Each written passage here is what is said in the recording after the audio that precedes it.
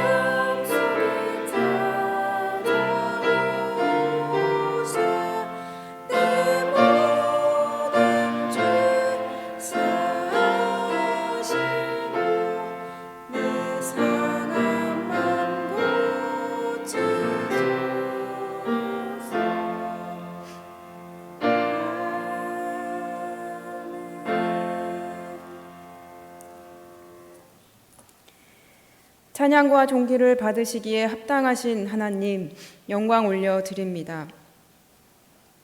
우리 곁에 함께 하시면서 한결같은 사랑으로 우리의 발걸음을 인도해 주시니 감사합니다.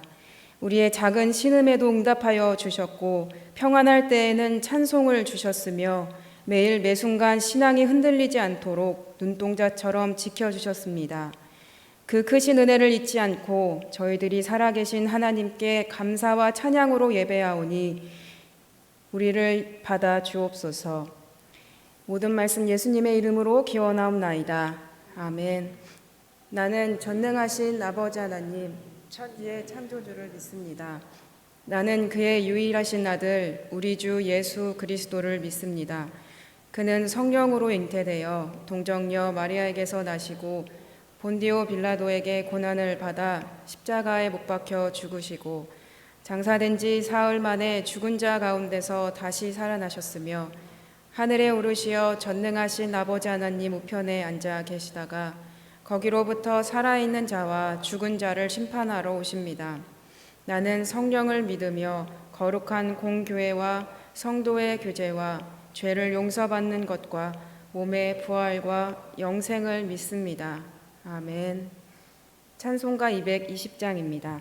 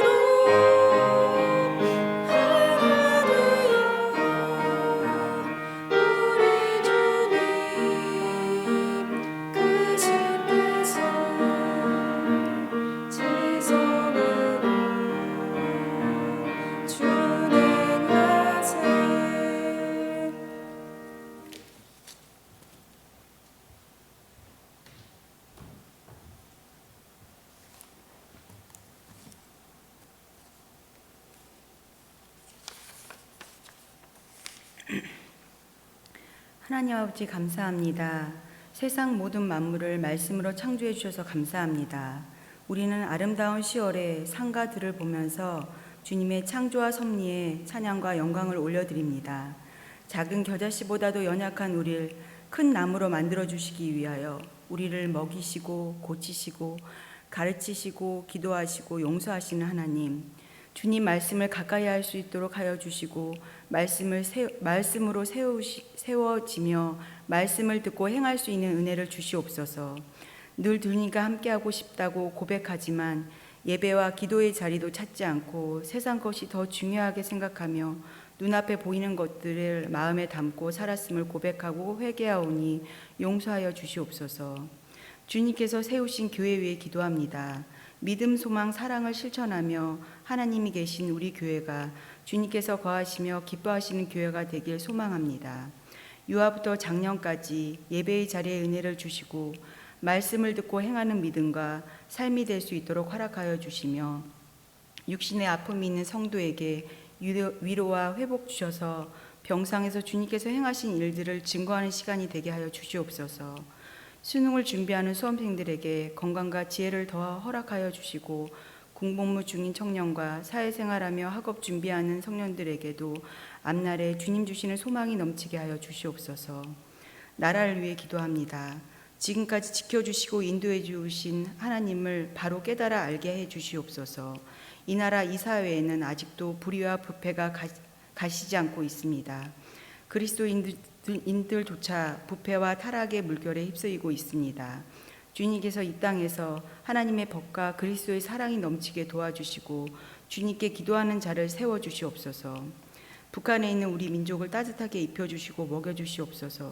하나님 믿는 우리가 더욱 깨어서 기도할 수 있게 하시고 숨어서 예배하는 그들과 동일한 마음으로 기도할 수 있도록 마음을 허락하여 주시옵소서. 탈북민들이 어렵지 않게 하시고 통일이 되었을 때 믿음의 자녀들이 쓰임받을 수 있도록 그들의 삶을 인도하여 주시옵소서. 또한 복음의 평화 통일을 속히 이루어 주시옵소서. 이 나라 이 민족 사랑하사 세계 복음을 전하게 해주시는 주님 감사합니다. 곳곳에서 주님만 바라며 복음을 전하시는 선교사님 성령 충만하게 지켜주시고 가정과 건강 모든 환경을 주님 뜻 안에서 이루어 주시고 우리 또한 주님께서 허락하신 자리에서 주님의 빛과 소금이라고 하셨으니 주님께서 복음을 전할 수 있는 소망과 삶을 살 수 있도록 인도하시고 은혜를 허락하여 주시옵소서.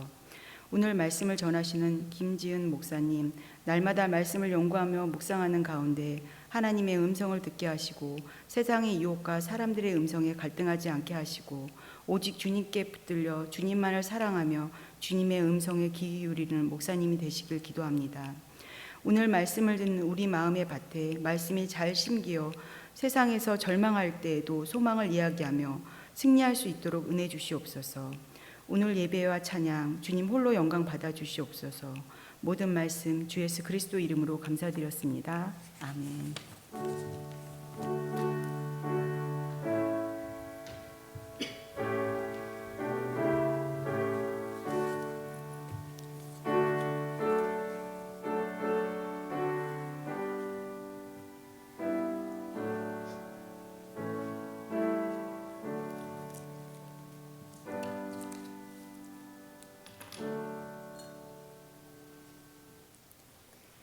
오늘 성경 말씀은 신약성경 사도행전 2장 37절에서 47절까지 말씀입니다. 사도행전 2장 37절에서 47절까지 말씀을 우리 함께 교독하시겠습니다. 그들이 이 말을 듣고 마음에 찔려 베드로와 다른 사도들에게 물어 이르되 형제들아 우리가 어찌할꼬 하거늘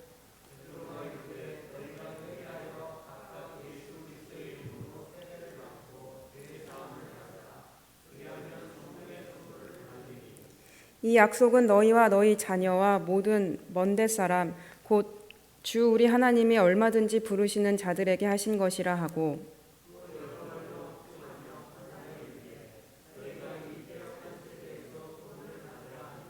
그 말을 받은 사람들은 세례를 받음에 이날의 신도의 수가 3,000이나 더하더라.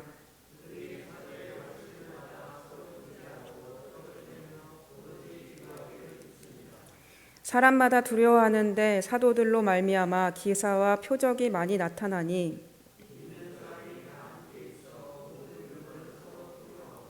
또 재산과 소유를 팔아 각 사람의 필요를 따라 나눠주며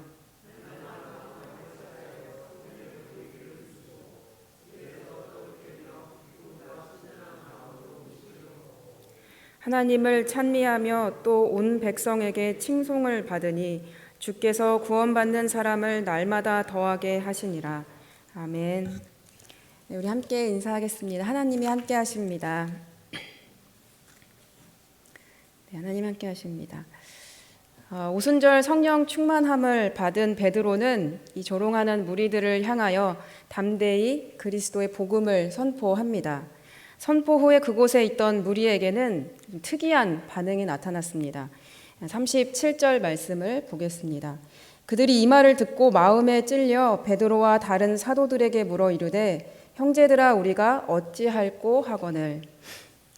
베드로의 말을 들은 사람들이 공통적으로 일어난 반응이 있었는데 그것은 바로 마음에 찔렸다라는 것입니다. 마음에 찔렸다라는 뜻은 관통함을 받았다, 찔려서 관통함을 받았다, 날카롭게 다가왔다라는 뜻인데 내가 스스로 생각한 것이 아니라 누군가에 의해서, 즉 성령님에 의해서 이들은 마음에 찔림이 생기게 되었습니다. 히브리서 4장 12절 말씀에 하나님의 말씀은 살아있고 활력이 있어 좌우의 날선 어떤 검보다도 예리하여 혼과 영과 관절과 골수를 찔러 쪼개기까지 하며 또 마음의 생각과 뜻을 판단한다라는 말씀이 있습니다.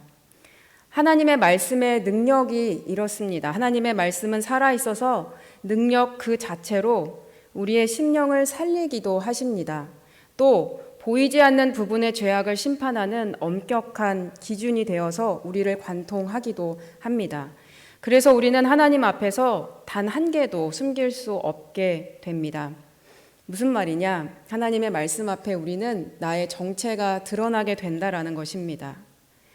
성령님의 많은 역할들 중에서 한 가지는 내 자신을 바르게 알게 하는 것이 있습니다. 바르게 깨닫게 해주시는 그런 능력이 있습니다. 그것을 성경에서는 통달이라고 합니다. 성령님께서는 우리에게 무엇을 바르게 깨닫게 해주십니까? 로마서 8장 16절과 17절 말씀을 보면 우리가 하나님의 자녀이고 그리고 상속자임을 깨닫게 해주십니다.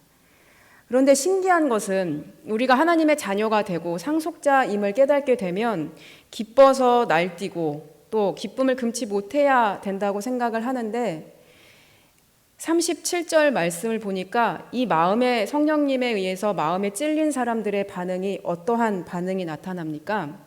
이들은 이렇게 이야기합니다. 바로 우리가 어떻게 해야 합니까? 어찌할꼬라는 반응을 하게 됩니다. 성령님의 역사는 이렇습니다. 하나님께서 어떤 분인지를 알게 되고 십자가의 사건이 나로 인한 사건임을 받아들여지게 됩니다. 그렇게 되면 이제 내가 하나님 앞에서 어떻게 해야 하나라는 애통한 탄식이 흘러나오게 된다라는 것입니다. 그래서 내가 죄인이다라는 자각 또한 성령님께서 깨닫게 해 주셔야만 가능한 고백입니다. 그리스도인이라는 것은 성령의 이끌리심으로 인해서 내 죄를 깨닫게 된 사람들입니다. 나의 죄로 인해서 예수님이 이 땅에 오셨고 그리고 십자가에 돌아가게 되셨음을 깨닫게 된 사람들입니다. 베드로 또한 성령님이 임하시고 어떻게 고백합니까? 주여 나를 떠나소서 나는 죄인입니다라고 고백하지 않았습니까? 이 죄 앞에서는 아무도 무엇이라 내가 어떻게 할 수 없다라는 것을 발견하게 된다라는 것입니다. 그러면 우리는 어떻게 해야 됩니까? 내가 죄인이라는 것을 깨닫고 그 절망과 좌절 속에 갇혀서 주저앉아 있어야만 합니까? 38절 말씀을 보겠습니다. 베드로가 이르되 너희가 회개하여 각각 예수 그리스도 이름으로 세례를 받고 죄 사함을 받으라. 그리하면 성령의 선물을 받으리니. 베드로는 단호하게 이야기합니다. 어떻게 해야 하냐? 회개하십시오. 회개하다라는 것은 마음이 완전히 변화되어서 변화된 것을 의미합니다. 감정에 대한 이야기가 아니라 죄를 고백하고 완전히 방향을 돌이킨다라는 것을 뜻합니다. 내가 원래 살던 방식과 생각했던 방식대로 살아가는 것이 아니라 예수 그리스도의 방법과 예수 그리스도의 길로 돌아가게 된다라는 것입니다. 그래서 회개는 죄의 고백으로부터 하나님께 향하는 그 순간까지입니다. 이어서 베드로는 이렇게 이야기합니다. 너희가 회개하고 예수 그리스도 이름으로 세례를 받아 죄 사함을 받으라. 회개는 고백으로 시작해서 세례로 완성됩니다. 세례는 죄 사함의 표징이기 때문입니다. 내가 회개하게 되고 그리고 하나님께서 용서해 주시는 것입니다. 세례라는 것은 이제 내 인생을 주님께 맡깁니다라는 표현입니다. 그래서 세례는 한마디로 내가 살아있으면 고백할 수 없는 고백입니다. 그렇게 내가 죽지 않으면 또다시 병든 채로 다시 죄 지은 채로 살아가게 되기 때문입니다. 그래서 내 모든 할 수 없음을, 절망과 좌절을 예수 그리스도의 십자가에 못 박고 고백해야 하는 것입니다. 그리고 그리스도를 향한 발걸음이 있어야 신앙의 성장도 있습니다. 거기에는 성령님의 역사가 필요하지만 그 부르심에 따른 우리의 용기도 필요합니다. 믿음과 결단이 필요합니다. 그래서 주님, 나는 할 수 없지만 내가 믿겠습니다라는 우리의 입술의 고백이 필요하다라는 것입니다. 그러면 어떤 일이 일어나는가? 베드로가 38절 하반절에 이렇게 이야기합니다. 그리하면 성령의 선물을 받을 것이다. 성령의 선물이 무엇입니까? 첫 번째는 죄 사함의 선물입니다. 구원받은 기쁨과 확신을 갖게 될 것이다 라는 것입니다. 두 번째는 성령의 은사들을 너희들이 선물로 받게 될 것이다 라는 것입니다. 회개하고 세례를 받은 그리스도인이 변화되는 가장 큰 특징은 죄를 미워하게 되고 하나님을 대신에 사랑하게 된다라는 것입니다. 그래서 그리스도인의 삶은 예수 그리스도만이 나의 자랑이다라고 고백하는 사람들입니다. 그리고 그 사람들이 모인 곳이 바로 교회입니다. 이렇게 해서 회개를 하고 세례를 받고 그리스도를 믿는 무리들이 생겨났습니다. 근데 이 무리들에게 특이한 공동체의 모습이 있었는데 그것이 42절 말씀입니다. 이들은 어떤 모습을 갖고 있었느냐? 사도의 가르침을 받고 서로 교제하며 떡을 떼고 그리고 오로지 기도하기를 힘쓰는 공동체였습니다. 이들이 모여서 했던 것은 첫 번째 사도의 가르침을 받았다라는 것입니다. 이 사도의 가르침을 원문으로 보면 사도들의 가르침으로 번역할 수 있습니다. 그러니까 사도들은 여러 명일 수 있지만 가르침은 한 개다라는 것입니다. 가르침이 무엇입니까? 예수 그리스도의 복음입니다. 두 번째, 이들이 모여서 했던 것은 서로 교제한 것입니다. 이 교제하였다라는 것은 한 가족처럼 친밀한 교제를 뜻합니다. 그리스도 안에서 이들은 피가 섞이지 않았지만 가족과 같은 교제를 나누게 된다라는 것입니다. 이 교제라는 것을 더 살펴보면 이 교제라는 것은 서로 나누고 돕는 것도 의미를 하지만 이 교제의 기본이 바로 듣는 마음이라는 것입니다. 성령이 임하면 너희가 서로 교제하게 될 것인데 이 교제하게 된다라는 것은 너희들이 서로의 말을 듣게 될 것이다라는 것입니다. 들을 수 있어야 소통이 되고 그리고 대화가 됩니다. 성령님의 역사가 임할 때 우리의 귀가 열리게 되어서 하나님의 음성도 듣게 되고 상대의 말도 들리게 된다라는 것입니다. 더 자세히 생각해 보면 귀가 열린다는 것은 상대에 대하여 내 마음이 열린다라는 것입니다. 공동체는 대화가 회복되어야 되고 남의 말을 들을 줄 알아야 서로 교제를 할 수 있게 됩니다. 그리고 이 교제에는 세상의 이야기만 하던 우리의 입술 가운데 예수 그리스도의 이야기로 꽃이 피게 됩니다. 그리고 모인 이들이 했던 것은 바로 떡을 떼는 일이었습니다. 떡을 떼는 일은 성찬을 의미합니다. 성찬을 통하여 우리가 무엇을 기념합니까? 예수 그리스도의 죽음을 기억합니다. 그리고 마지막으로 이들이 했던 것은 바로 기도했다라는 것입니다. 교회의 가장 또 중요한 본질은 바로 기도하는 공동체라는 것입니다. 왜냐하면 우리는 하나님과 관계되어지게 지음받았기 때문입니다. 그래서 기도는 우리의 신앙생활 가운데 꼭 필요한 것입니다. 이들은 가르침을 받고 교제하고 떡을 떼며 기도하는 것을 힘썼습니다. 전혀 힘썼다라고 되어 있는데 이 해석은 몸과 마음을 바쳐서 지속적으로 매진했다라는 뜻입니다. 이들이 이렇게 하기 시작하자 나타나는 현상이 또 있었습니다. 그것이 44절과 45절 말씀에 나오는 내용들입니다. 우리가 잘 아는 서로 물건을 통용하고 각 사람의 필요에 따라 나누어 주었다라는 것입니다.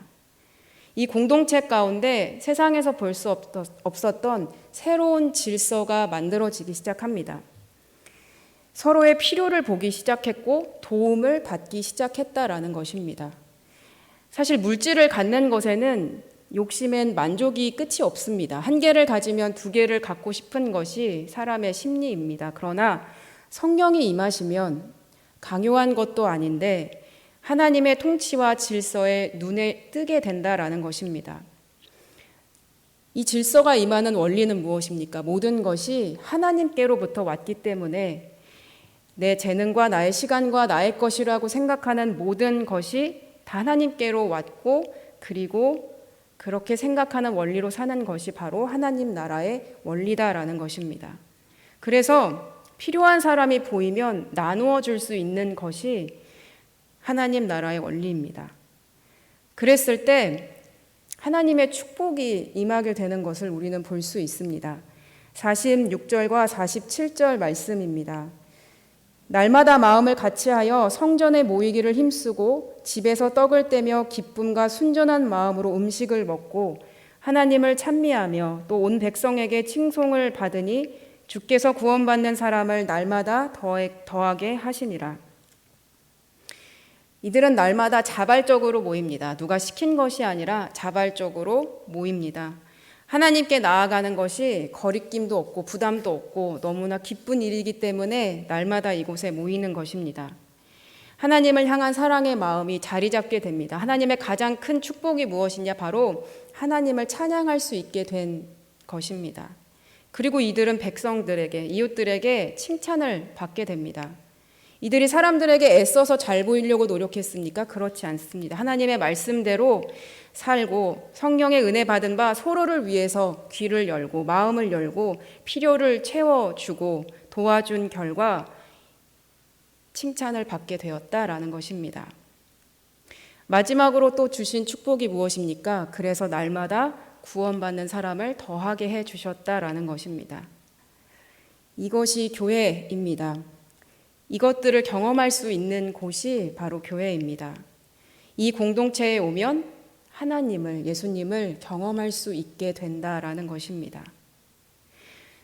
사랑하는 여러분, 성령님이 임하시면 나를 무언가 뜨겁게 하고 어떤 신비로운 현상이 일어나게 되는 것도 물론 있겠지만 중요한 것은 근본적으로 내가 누구인지를 알게 해 주신다라는 것입니다. 우리를 바르게 보게 해 주신다라는 것입니다. 그러면 헌신이 되고 겸손이 되고 그리고 평생 남들을 섬기는 마음으로 살 수 있게 됩니다. 그것이 모든 것이 하나님께로부터 온 것이요 하나님만 자랑하는 그리스도인입니다. 그들이 모인 공동체가 바로 교회의 공동체입니다. 오순절 성령 사건을 통하여 베드로의 선포의 말씀을 통하여 사람들은 변화를 받았고 그리고 이들이 했던 것은 가르침을 받고 교제하고 떡을 떼며 기도에 힘을 썼다라는 것입니다. 사랑하는 여러분, 오늘 이 말씀을 기억하면서 우리가 함께 기도하기를 바랍니다. 우리가 교회 공동체 가운데 어떠한 것들을 잃어버리고 살았는지 오늘 이 시간 함께 생각해 보기를 바랍니다. 우리 기도하실 때 첫 번째는 오늘 이 시간 가운데 성령님 밝은 눈으로 나의 참된 모습을 바라볼 수 있게 해달라고 기도합시다. 그리고 두 번째로는 우리가 하나님만 자랑할 수 있는 하나님의 상속자임을 확신할 수 있게 해달라고 기도합시다. 그리고 마지막으로 우리가 예수 그리스도의 바른 길을 쫓아갈 수 있는 그런 결단과 용기를 달라고 우리 함께 기도하겠습니다. 우리 이 시간 잠시 기도하겠습니다.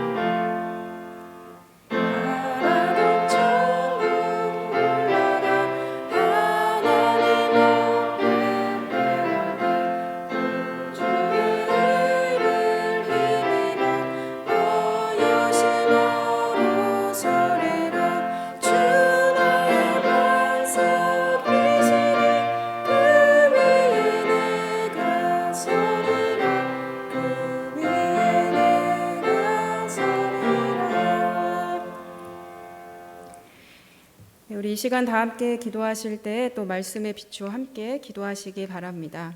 또 가정과 교회를 위해서 기도해 주시고 또 주변 환우들을 위해서 기도해 주시기 바랍니다. 또 얼마 남지 않은 수험생들을 위해 기도해 주시고 또 마치시는 대로 돌아가시길 바랍니다.